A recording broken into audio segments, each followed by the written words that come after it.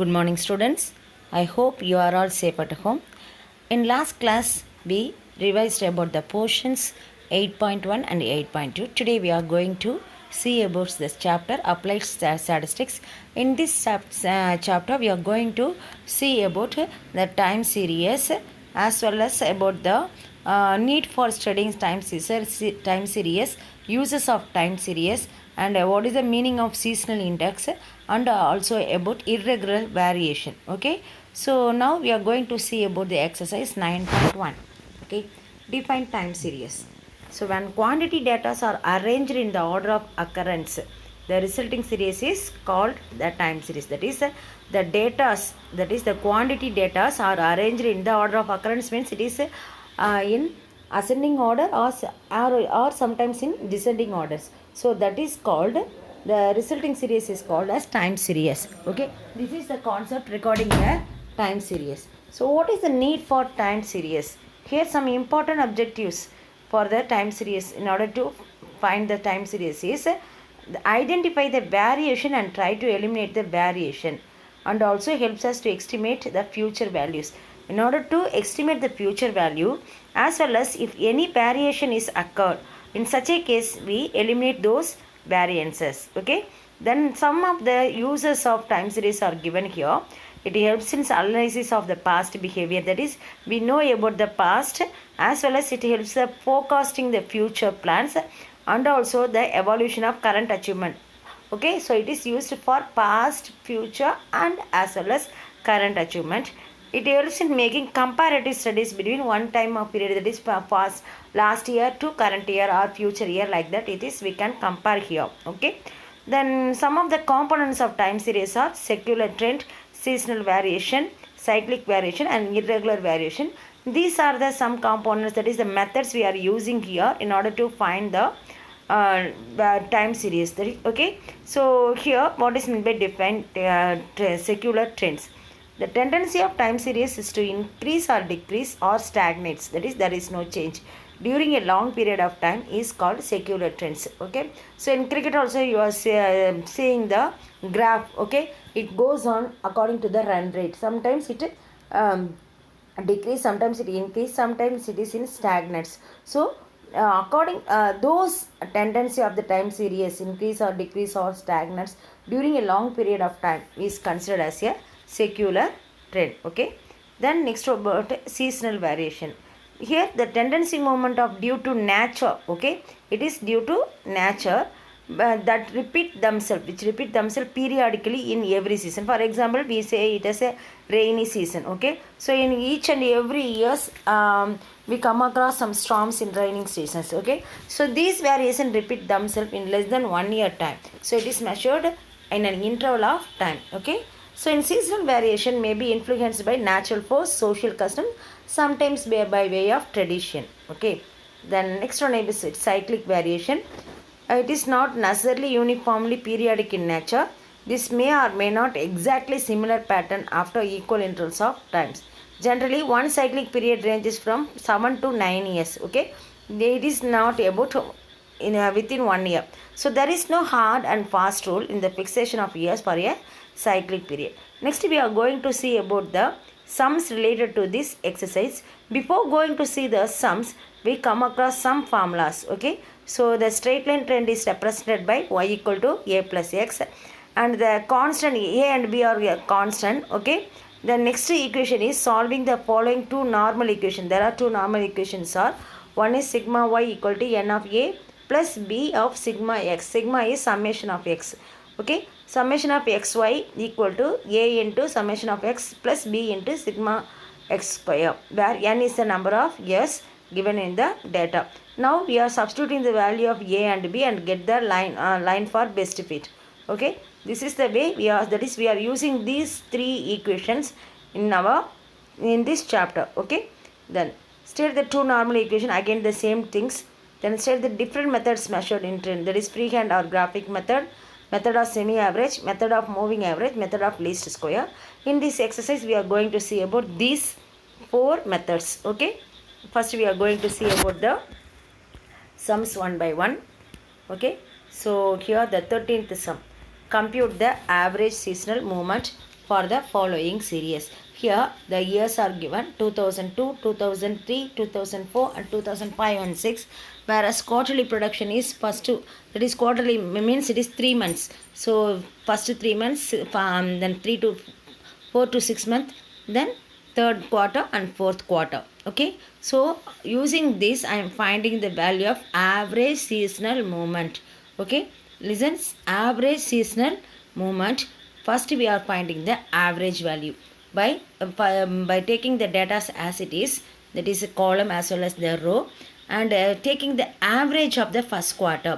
Average of first quarter means how many years are there here?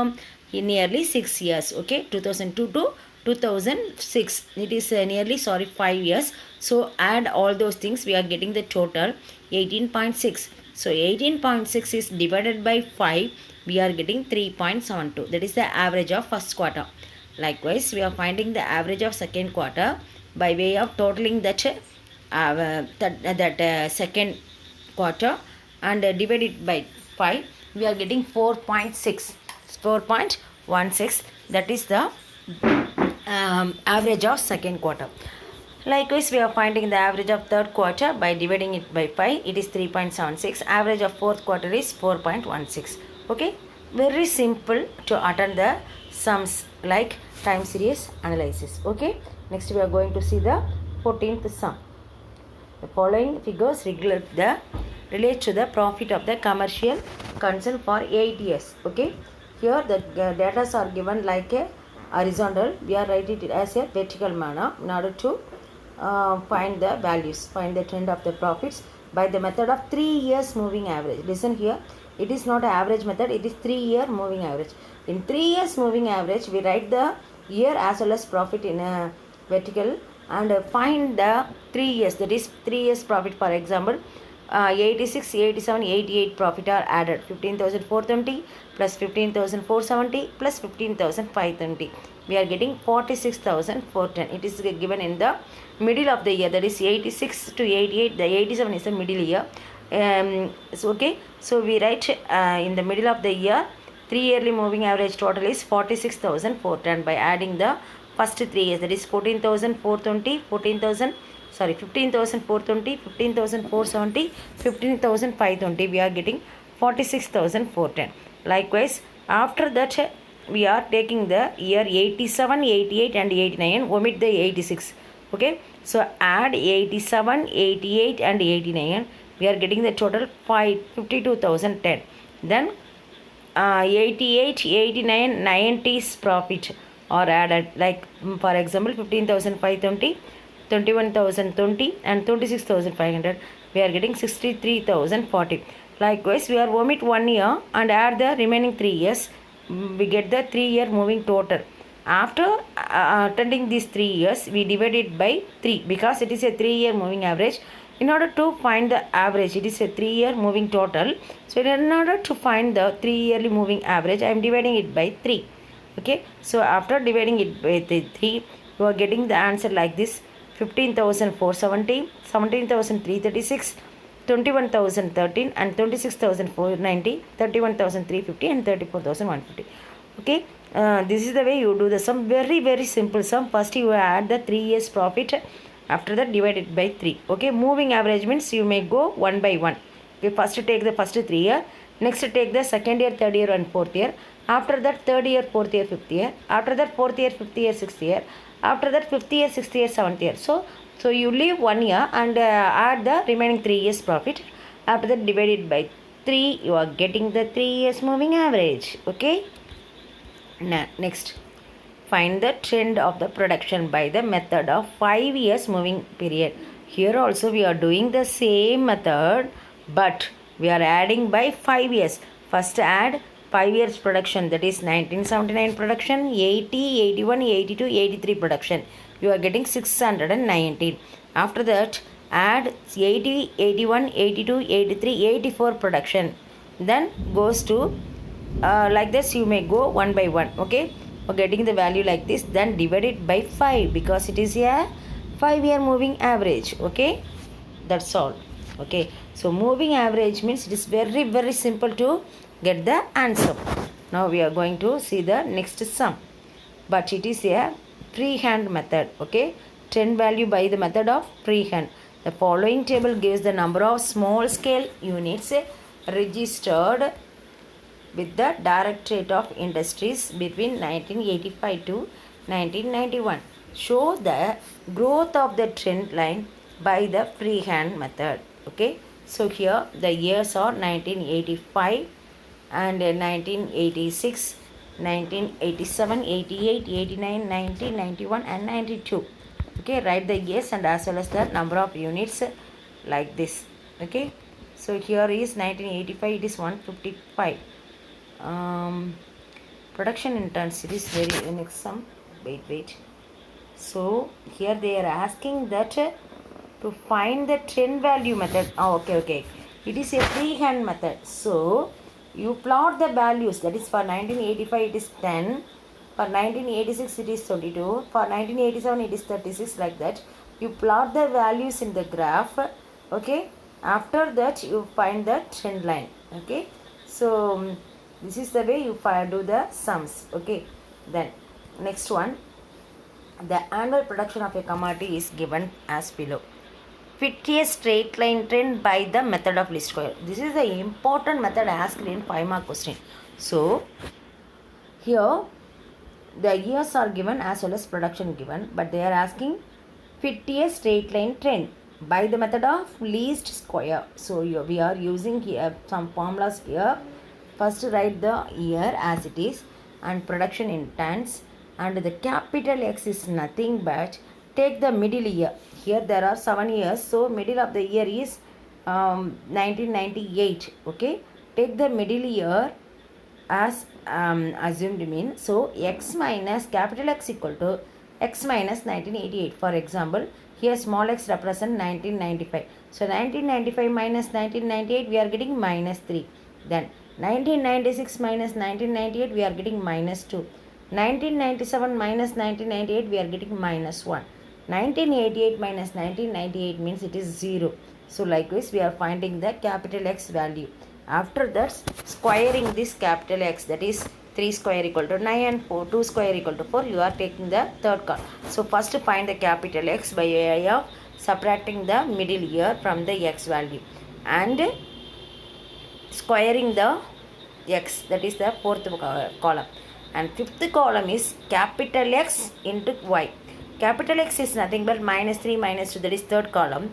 Capital Y is nothing but the production in tons. So multiply these things. So we find capital X square and capital XY. Okay. Now apply the formula. Here sigma x equal to 0. Sigma x is nothing but summation of x, and summation of x square is 28. Summation of xy, that is you add all those things, you are getting 92.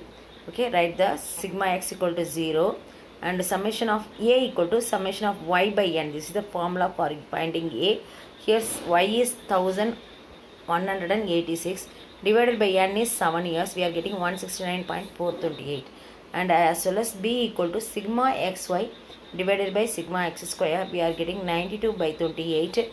It is 3.285. So after finding the a as well as b value, write the formula. The required equation of a straight line is straight line trend is given by y equal to a plus bx. The value of a equal to 69.428. That is a listen here, it is 169 or 69. Correct it. Some mistake are there. So write it as 169.428 plus the value of b equal to 3.285, and capital X, we are taking the capital X is capital X is x minus 1998.